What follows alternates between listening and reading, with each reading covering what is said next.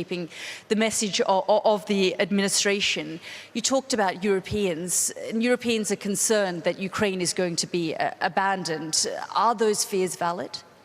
I don't think Ukraine is going to be abandoned, but I think for years, again, it was the same thing as the last answer, which is, well, we want to attack Russia, we want to do this, well, when it comes to actually writing a check ourselves, no, the US is going to do it. The American public doesn't have an appetite for that. Since the invasion of Ukraine, I heard major leaders, Mitch McConnell, the leader of the Senate in the United States, saying, it's the #1 issue for Republicans in the United States. And I say, that's weird. I speak to Republicans all over the country every day, probably far more than Mitch has ever spoken to, despite his 379-year career in politics. I did that on a weekly basis, and I surveyed people at every talk I did. It got to the point where it was probably well over 200,000 Americans that I spoke to directly.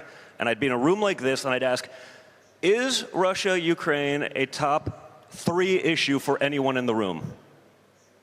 Nothing. What was the idea for Europe, who is on the border of Ukraine, who has much more at stake if this happens?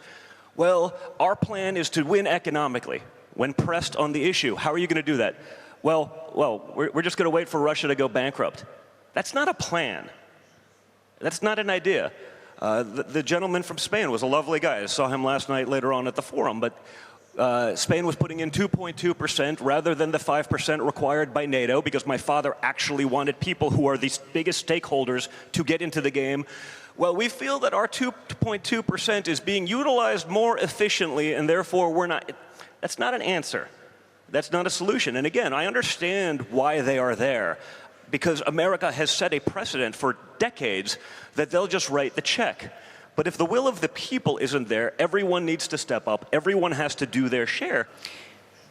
I mean, obviously, Ukraine has a massive corruption issue, and as you say, it was a far more corrupt country than Russia, as delegated by the United States government prior to this war. But then, because of the war, and because he's one of the great marketers of all time, Zelensky became a borderline deity, especially to the left, where he could do no wrong. He was beyond reproach.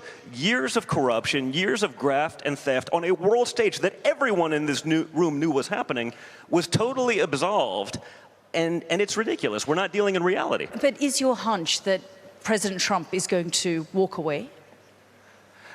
I think he may. What's good about my father and what's unique about my father is you don't know what he's going to do. The fact that he's not predictable, he's not following the playbook of every clown who's, again, been a bureaucrat for decades, you don't know.